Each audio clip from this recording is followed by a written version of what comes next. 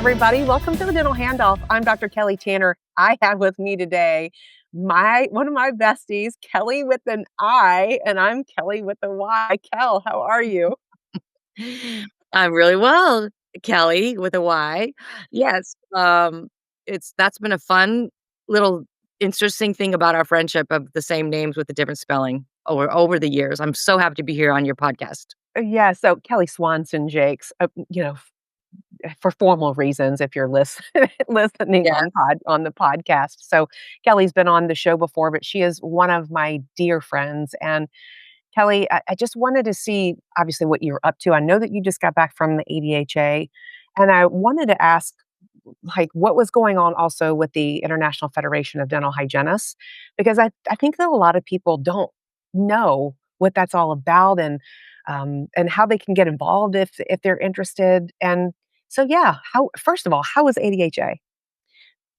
Well, thank you, Kelly. Yeah, I just got back from Long Beach, California, the American Dental Hygienists Association annual meeting, and it was so much fun and so it's just rewarding to be there. I was thinking because I'm a past president of the ADHA, my years were 14, 15, which is like 10 years ago now. That's so crazy. But all the years leading up to that, when I was a member, right, of my component, a member of my state, a member of my district, and then a member on the board of directors. So I was just reminded how lovely it is and fulfilling it is to have a career as a dental hygienist. And for me, going to the ADHA meeting just helps remind me and cement me in that because I have so many relationships across the nation through all different kinds of contacts, right? Whether it was speaking for someone or writing for someone or meeting them on the vendor floor or meeting them at a course, listening to Right. something. I just have friends all across the country, and I feel very rich because of those friendships in the dental hygiene community that have been with me for sometimes longer than 25 years.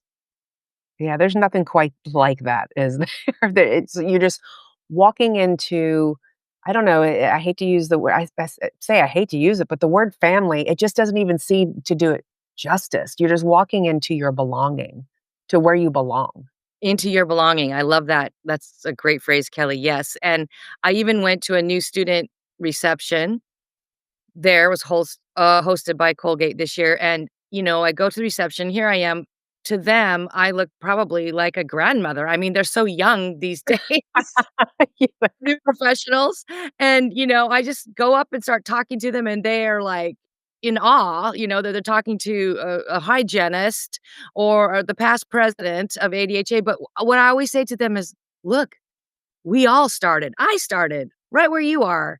And that creates the basis of our profession because we all are from CODA accredited schools. We all had to have the same kind of education. We know what it was like to be in that learning lab of trying to get your license and trying to graduate. And so I Mhm. always start there that as a dental hygienist, no matter what roles we have taken on or will take on in our career, we all have the same foundation. And I think, Kelly, that's part of what makes us feel that belonging.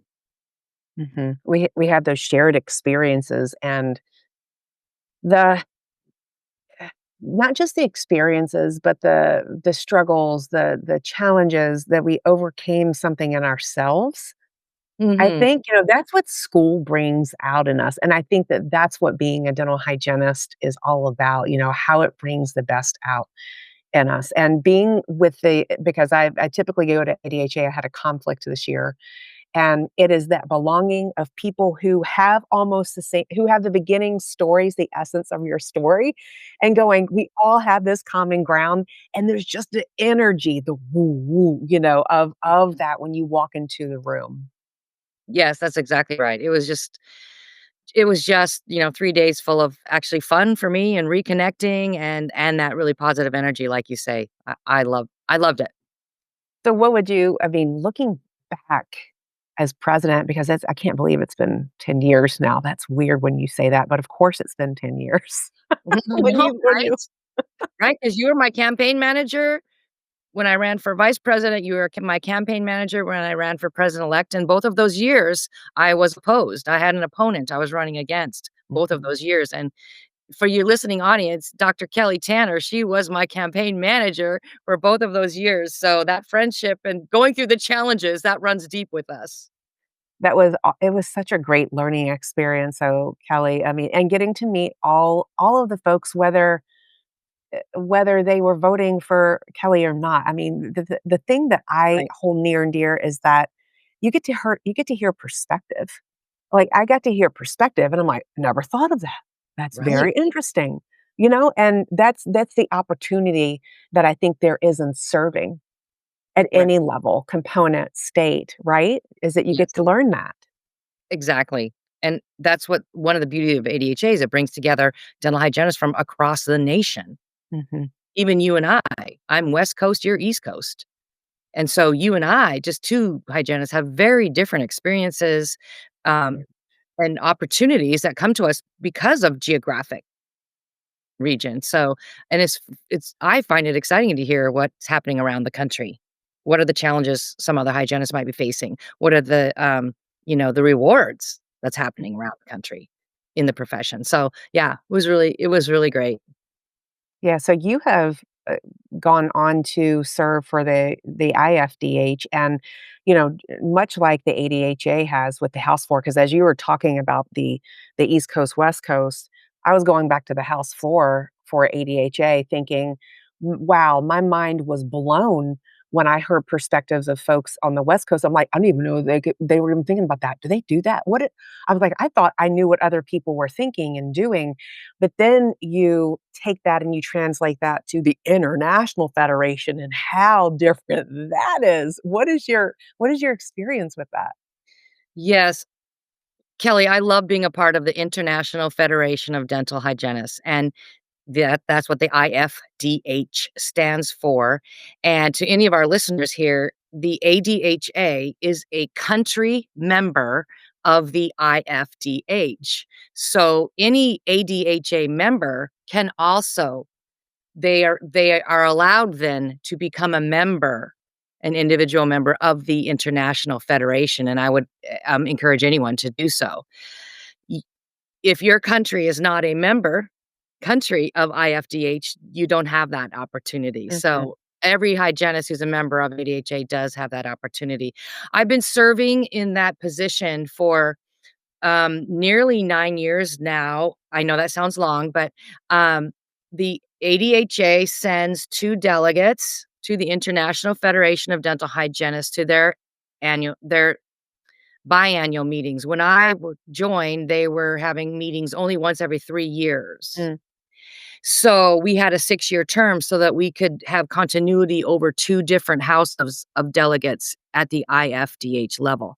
Now, IFDH meets every 2 years, so the term has shortened to 4. So, I'm just finishing my 2nd term as the ADHA delegate to the IFDH, and talk about mind-blowing, Kelly, hearing about dental hygiene profession from around the globe.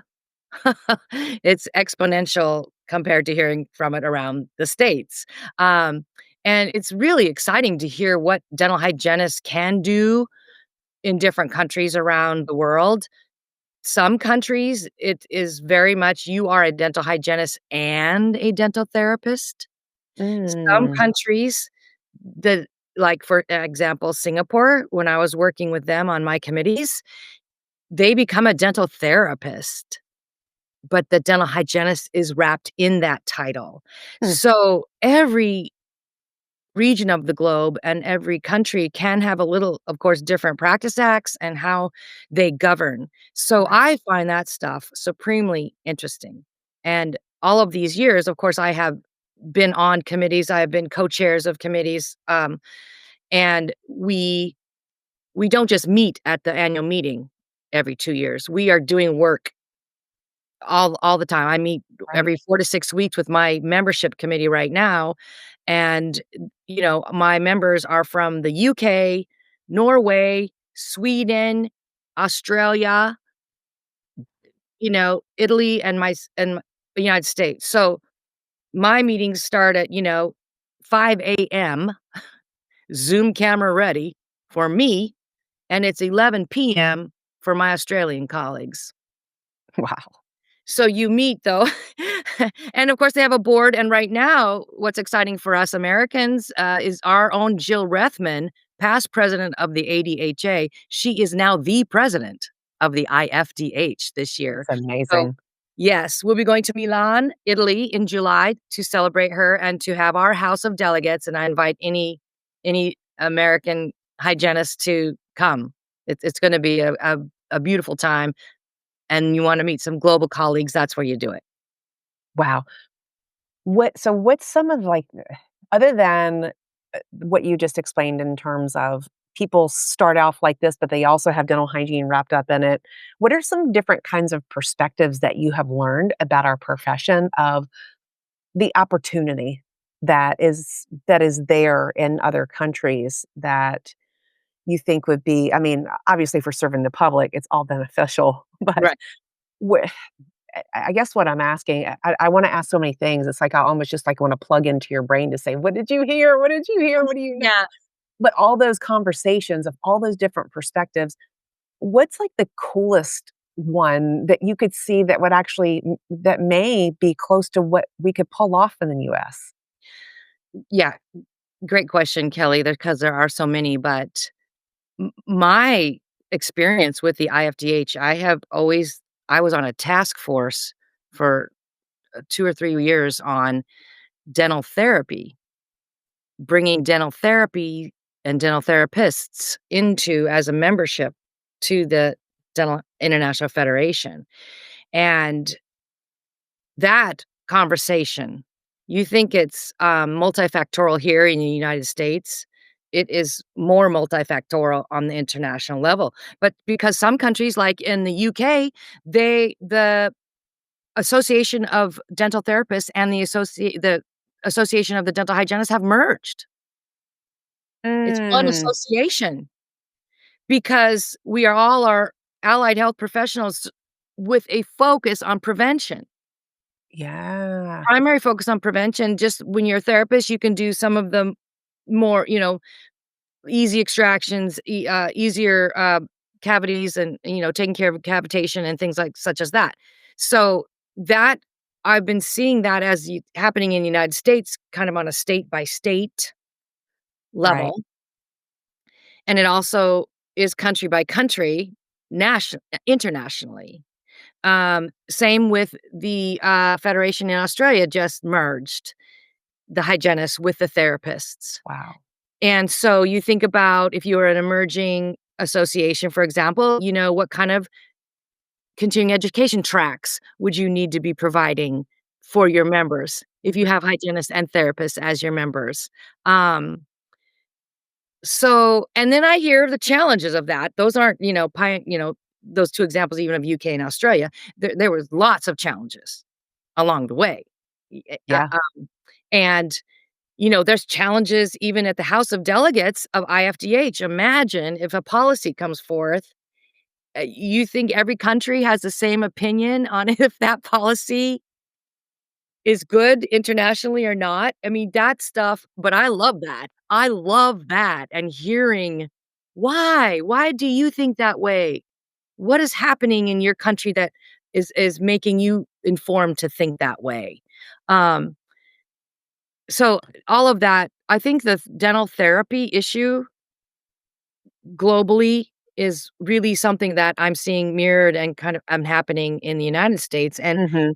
I live in the state of Oregon, and our legislature has now legislated dental therapists are licensed, regulated dental practitioners, just like Mhm. I am as a hygienist. You know, Yeah. they they are regulated by the board of dentistry, just like I am. So in my state, I've seen such movement over this issue. And here's a fun fact, Kelly. When I was president of ADHA 10 years ago, the main thing that was happening in our country and with the ADHA at that time that I was called on to speak about, to testify about, to write about over and over was back then, CODA coming up with dental therapy standards of education, Ah, yeah. 'cause there was none. Right. And 10 years ago, Minnesota already had programs in dental therapy, and there was no There was no standard. standard. And so my year, I testified over and over, at CODA hearings, at ADA meetings, at ADHA meetings, everywhere I could get in that the staff could get me in, and, that's what I was talking about, and here I fast forward, Wow. it's still the dental therapy is still what's on my plate because of my service at IFDH. So, uh, talk about, Wow. fulfilling, just that one piece of my career has been very fulfilling. Yeah. Wow. Yeah, it's still the theme. But I mean, I wanna say so many things, but wow on the level of, yes, I didn't think about trying to get everyone not to agree, but to pass something on the floor that everyone can agree on because it applies to them and the way that they practice and or their philosophy and and what they're able to do and what the country says yes. And to be a representative of your country. I mean, Yeah. think about that. That is so cool. Yeah. Of It your is. whole country. It's not like a component where you got, like, 2 No. people. Yeah. And that's why it's very important for ADHA to continue to send the delegates because, um, it's just to have a voice on the global level, on the global scale Yeah. is really, really important, I believe, for our association and our profession to have that voice. Yeah, and so, when I was a 16-year-old girl in high school, I got to go to Washington, DC. It was the first time I ever got on a plane, had to raise all this money, went for a week with all these high schoolers in DC and saw, the chambers of Congress and all the things. And back then at age 16, I'm like, "I wanna work for, the United Nations." Now that never panned out, but the IFDH is kind of like I the mean, United yes, Nations it of did. dental hygienists. Yes, it did. Yeah, so, when I look at that, I just, wanna pinch myself. It's like, "Wow, what a Isn't career that funny how highlight." you manifested that? You just kinda lived it in the background and just went, "Hello." Yeah, it just gives me chills. I So love that's those very cool. stories so much. So you're doing that. I thank you for sharing that. That's so rich with just all the things, like, it's a culmination of your entire career, your service, what you still get to give to the profession, to learn from others, and then you're still here in service, and you're still giving of yourself outside of your volunteerism. So Yeah. tell us what you're doing, because I know that, I mean, 10 years ago, man, what a wild time in terms of, you I know are still speaking, Mhm. and you have some great topics in your consulting, so tell people what you're up to now. Yes, thanks, Kelly. I focused on being a speaker and author for about 15 years, the last 15 years of my career, and I felt very, successful in that endeavor, and so I still love to speak from the podium. I feel like how we all have our own gifts and we're all different, and part of my secret sauce is I feel like I can really, um emotionally reach people from the podium Mhm. in Yeah, in teaching and training. So I do still love to do that. Um, but I'm also really moving more into consulting situations with dental corporations. So mm, they may hire me to come in and do an education for a specific corporate event, right? Or they may hire me to come in and educate and work a booth at a certain association meeting. They may hire me to come in and do a podcast such as that's this so one, cool. uh, for them, with them. And, as I'm in my career, that's kind of where I'm transitioning, where it really lights my fire and cranks my chain, right? Because I've done so much within the profession. I mean, besides the leadership, but I have had jobs in sales and marketing for a dental corporation. I have had jobs as adjunct professor, both in dental hygiene and in a regular university as teaching communication skills. I'm definitely meet the role of an entrepreneur in our the roles of a dental hygienist. Also, Yeah, sales, marketing, corporate, entrepreneur, besides Educator. clinician, educator. So I've done so much, and I'm at the place in my life where I want to, just be able to do um, this project, right? Yeah. And pick up this project and then pick up this project that really matches my lifestyle and my how I want to live right now. Yeah, and your expertise. I mean, because 'cause you're so Thank you. I mean, you're the levels of brilliance, Kelly, just in the years that I've known you and worked with you, I've learned so much from you about I mean, I remember creating my speaker packet and we were talking about things and I'm like, "How do you know this?" I mean, I learned from you, but this is how you learn and, you've mentored so many, which I admire that about you. Even when you were talking about being at ADHA, that's what you were doing. You were telling people, "You can do this." Yeah. Let me know I'm sure that you said, "Reach out, let me know if you need anything." And by doing this podcast, you're doing the same. So, Kel, what would you I mean, a person kind of looking back on their career saying, "Man, okay, here's where I think I am on this timeline." Maybe they're mid-career, maybe they're in the beginning of the career, maybe they're, kind of where you are. If they wanted to grow in any direction, what kind of advice would you give them? Thank you, for that question. Usually when I'm talking to an individual, they're up, to me, and it's always what lights you up? Mhm. What makes your soul sing? For some, it is teaching, like in a clinic, teaching new professionals. They think they want to do that. Yeah. So I counsel people, okay, you think you want to be an educator? Volunteer at a dental hygiene clinic. Yes. Get a hold of whoever's in charge there and ask, "Can I come and shadow Mhm. your instructors?" And just see what this type of work would be. I mean, I did that on education. I shadowed before I ever became adjunct. Also, I was very interested in corporate, and a lot of the hygienists are interested in working for corporate. Well, what do you need to know or do to prepare yourself to Mhm. be um, a person who would be advantageous in the corporate sector? Right.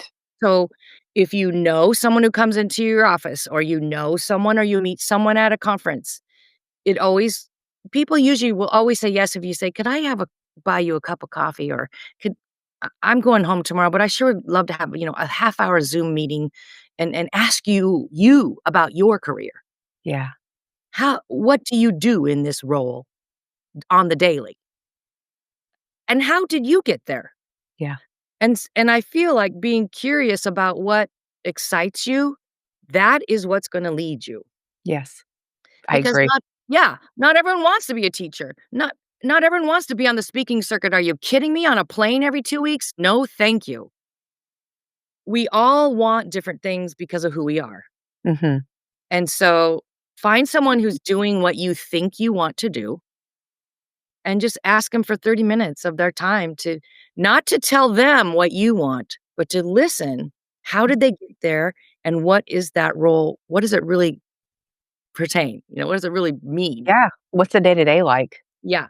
So that is some advice I would give to anyone mentoring them on any of the roles of dental hygiene. Because knowing that you've served in many like I have, and, people will say, "Well, how you were doing this. How'd you get over here?" And it's just like, Yeah. I don't know, it felt good. I mean, it felt like part of my core mission and my values and what I'm all about and what I stand for and what gets me up in the morning, and I said yes to it because it fell in line with that.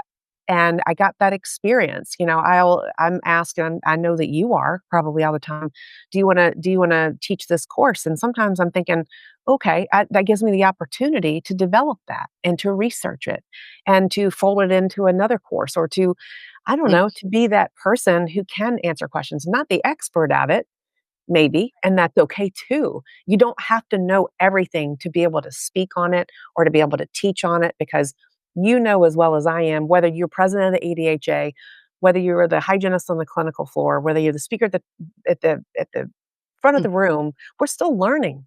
And Yes. that's why we're there. We learn so much from our audiences, whether you're a student, whether you're an audience member, Mhm. colleague, don't we?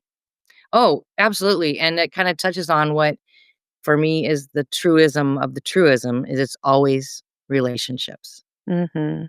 It's the relationships you build, the people you meet, the friend you become to someone, and they become a friend, um, the people you talk to and you listen to and you acknowledge.